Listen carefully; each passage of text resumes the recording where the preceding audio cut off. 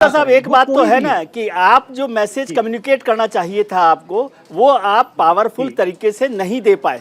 मतलब आपका मतलब जो भी हमारी मैजिशियन कम्युनिटी है वो ये नहीं बता पाई कि भाई ये खेल आंखों उंगलियों का है और दिमाग का है। यदि ये आप सबको ठीक से समझा देते तो फिर हम अंधविश्वास में नहीं फंसते ना।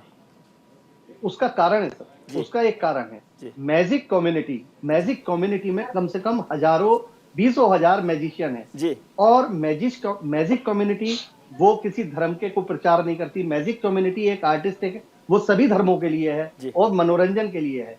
यदि वो किसी चीज का सीक्रेट ओपनली खोलती है तो वो पूरे मैजिक सोसाइटी के लिए एक नुकसानदायक चीज है, उनके उनकी रोजी रोटी की चीज है।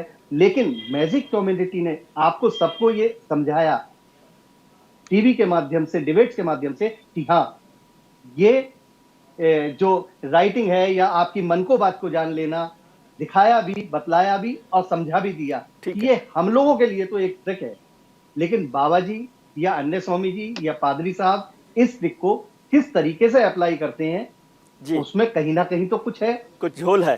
ठीक है डॉक्टर ज्योति कपूर, मुझे समझना है कि ये जो क्लाइंटेल है, माफ कीजिएगा मैं क्लाइंट का शब्द का इस्तेमाल कर रहा हूँ, ये जो क्लाइंटेल है वो इस वजह से है कि हमारे जो लोग हैं परेशान हैं, दिमागी तौर पर कमज़ोर हैं या दिमागी तौर पर परेशान हैं, और जो हमारे साइकेट्रिस्ट हैं, साइकोलॉजिस्ट हैं, वो अवेलेबल नहीं है ठीक से या वो भी कम्युनिकेट नहीं कर पा रहे। विजय, बहुत इम्पोर्टेंट। जी हेलो जी। हाँ, तो आपने बोला क्लाइंटेल और हम कंज्यूमरिस्ट सोसाइटी में हैं तो कोई प्रॉब्लम नहीं है, ये क्लाइंटेल ही है जी। देखिए, अगर हम डॉक्टर्स की बात करें तो डॉक्टर्स वैसे भी किसी धर्म के नहीं होते हैं, जैसे आर्टिस्ट किसी धर्म के नहीं होते हैं। डॉक्टर का काम इलाज करना है और कोई भी व्यक्ति हो इसका इलाज करते हैं। लेकिन आप सही कह रहे हैं कि आजकल जिस हिसाब से तनाव बढ़ रहा है, जिस हिसाब से एक डिसल्यूजनमेंट आ रही है लाइफ में, उसके चलते हर एक व्यक्ति कोई रास्ता चाहता है अपने तनाव को कम करने का और कोई मैजिक की ओर जाने का। अब आप देखें तो बहुत सारी जो स्वास्थ्य संबंधित समस्याएं हैं, चाहे वो शारीरिक हैं या मानसिक हैं, वो हमारे लाइफस्टाइल की वजह से आई हुई हैं। उस लाइफस्टाइल में एक्सरसाइज की कमी, सोने जागने के टाइमिंग में डिस्टर्बेंस, खाने में डिस्टर्बेंस और जितना सारा हम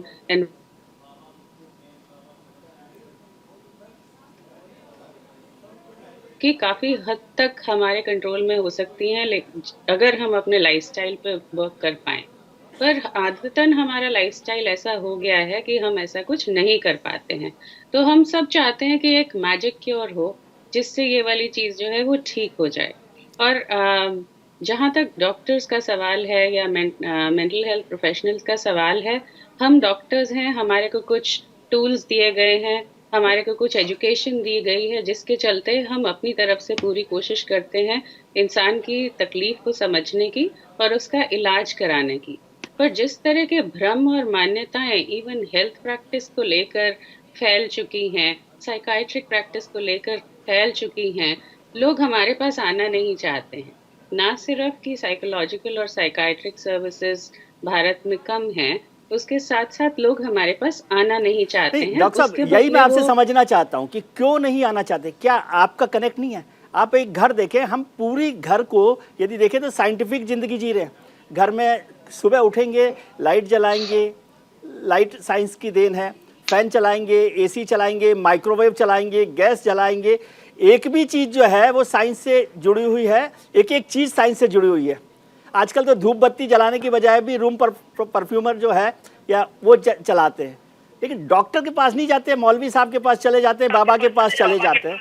इसकी क्या वजह? क्या आपने खुद ने कभी सोचा है कि हमारे जो पेशेंट हैं वो कनेक्ट नहीं हो पा रहे, या आपका मैसेज जो है वो ठीक से कम्युनिकेट क्यों नहीं हो पा रहा, कन्वे क्यों नहीं हो पा रहा? विजय, अगेन जो बात कही है एकदम सटीक कही है, और ना सिर्फ हम इस बारे में बात करते हैं, साइकाइट्री से रिलेटेड मिथ्स और स्टिग्मा के बारे में हम बहुत पहले से डिस्कशन करते हैं। आज से 100 साल 150 साल पहले तक मानसिक रोगों को वैसे भी भूत प्रेत माना जाता था, क्योंकि इसकी जो साइंस है या इसकी जो मिस्ट्री है उसे सॉल्व नहीं किया गया था। इसके चलते यदि कोई मानसिक तौर से बीमार होता था तो उसके पास कोई चारा नहीं होता था, डॉक्टर उसको हील नहीं करते थे, फेथ हीलर्स उसको हील करते थे।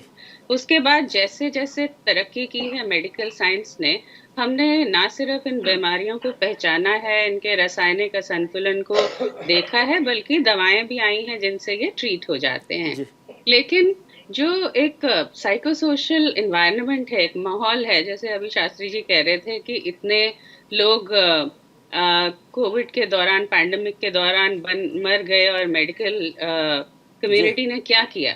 मेडिकल कम्युनिटी वाले जानते हैं क्या किया, क्योंकि जब कोई सडनली कोई एक वायरस बाहर से आता है तो वो इम्पैक्ट करता है। मेरा सवाल दूसरा था डॉक्टर, आपकी बात सही है, मैं उस पर भी जवाब दिया। मैं कह रहा था कि हमारा भरोसा क्यों नहीं है उस पर। अब